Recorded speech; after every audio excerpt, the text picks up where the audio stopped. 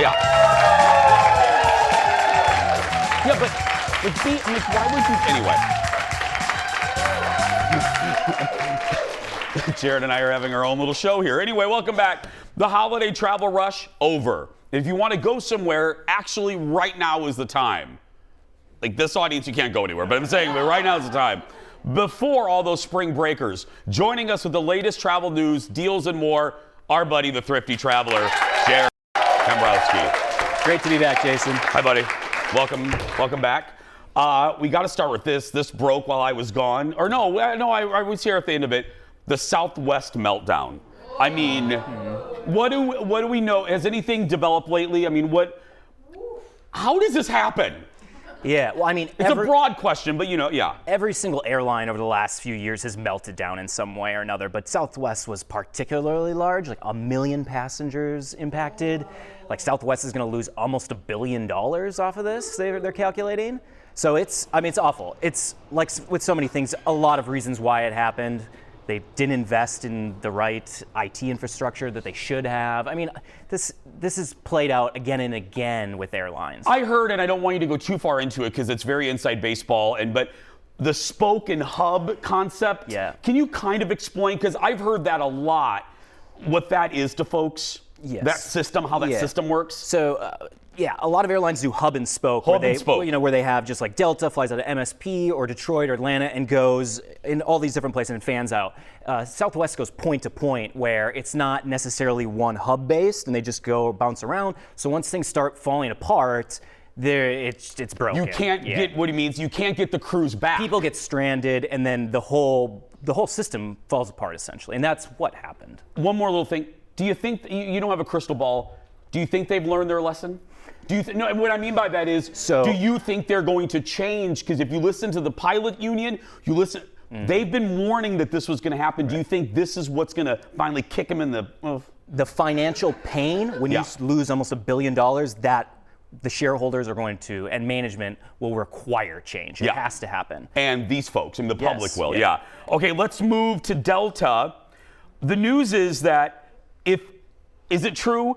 If you book a flight and then the fare drops, we can get that.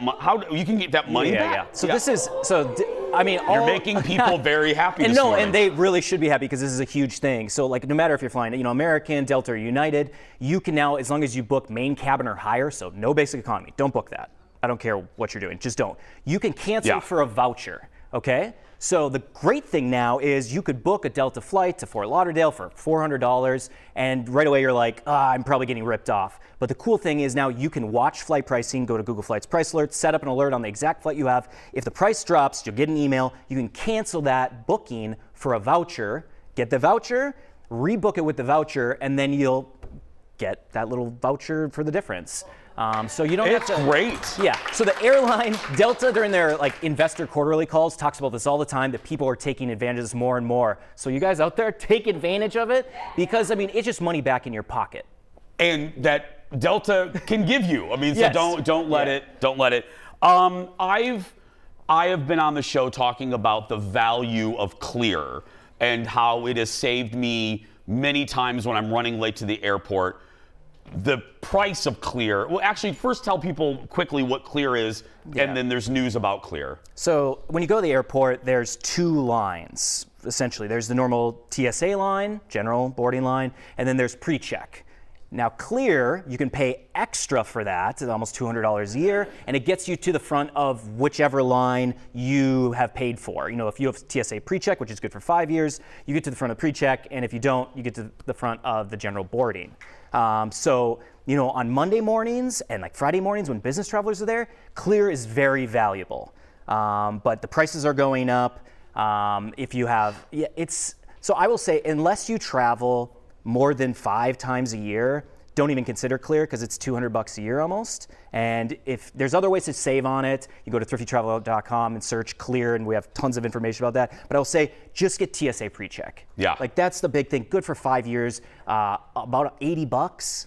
But if you travel more than 5, it is worth it. If you travel a lot. Yes, if you travel a lot. Our last minute or so here, when Jared is here, we always do deals. What do we have? Yes. So I will tell you, domestic flight pricing is still crazy expensive. Uh-huh. Okay, so here's 3 from Minneapolis, and this is, so Minneapolis to Phoenix, $195 on Delta through April. Again, you can go to Google Flights to book these.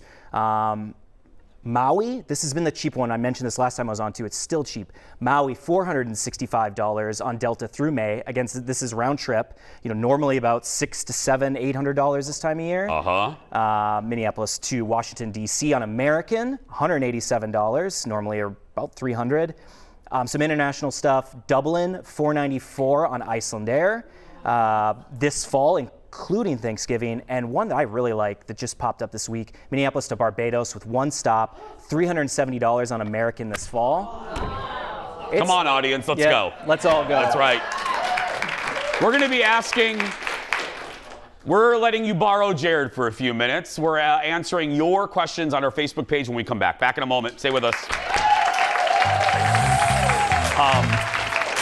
I was just surprised. Welcome back. Learning a lot as always. Our buddy Jared from Thrifty Travelers here.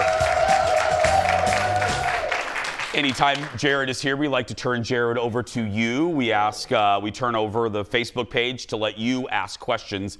So first up is Jennifer. Hi, Jennifer. She says, hey, Jared, I'm looking to book flights from Minneapolis to Fort Lauderdale in June for a cruise. Flights have stayed the same since November.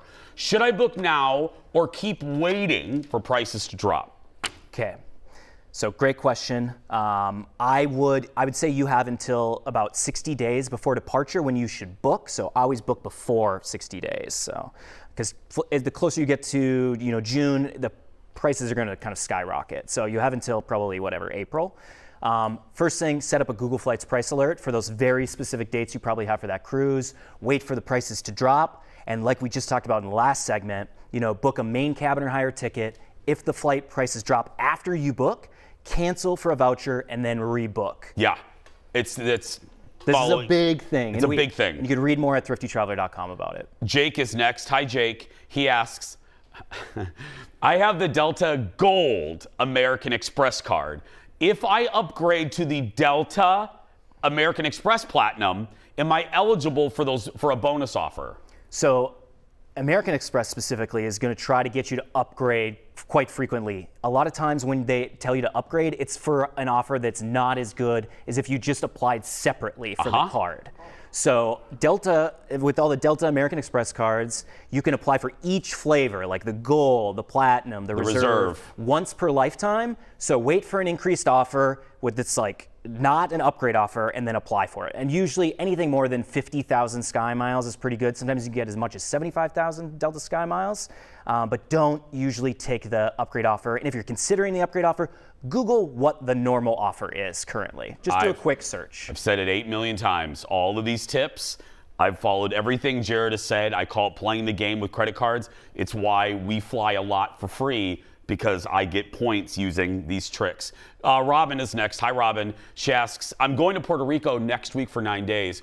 What are the top things to do there? So there is a lot to do in Puerto Rico. One of the big things, you don't need a passport to go to Puerto Rico, which is pretty amazing. Some of the things that I went to Puerto Rico last year, El Yunque National Forest. It's like kind of rainforest in the interior. Super fun day trip from San Juan.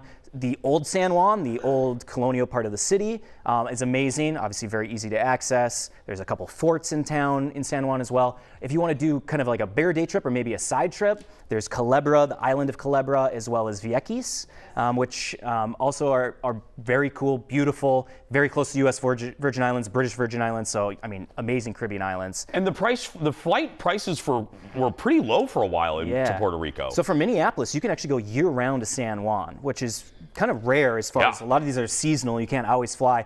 And Delta has a lot of nonstop sun country as well, and it's relatively cheap.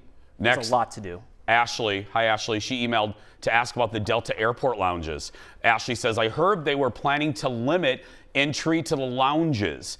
Is this true, and when will this happen? Yeah. So in the last year, anybody who goes to those Delta Sky Clubs quite frequently has seen those long lines. So the problem has been, I'll try to keep this very brief. Oh, go ahead. No, yeah. American Express and Delta have a relationship, and a lot of people during the pandemic wanted lounge access, so paid a lot to have the American Express Platinum Charge Card. Okay, a lot of people. A lot of people. Okay, so they have now lounge access issues. And they've limited a bunch of things that don't really impact people at all for the most part. Go to thriftytraveler.com, type in Delta Sky Club. You can see all the changes.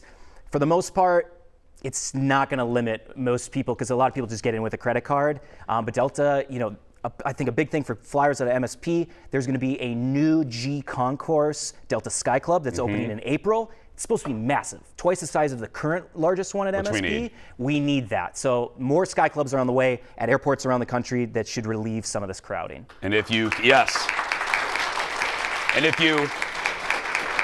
can't get in, don't steal soup for your spouse. Thanks to Jared. For more information, go to thriftytraveler.com. We'll be right back. Back in a moment. Did you see my Insta story about that? No, what happened? I'll quickly tell you.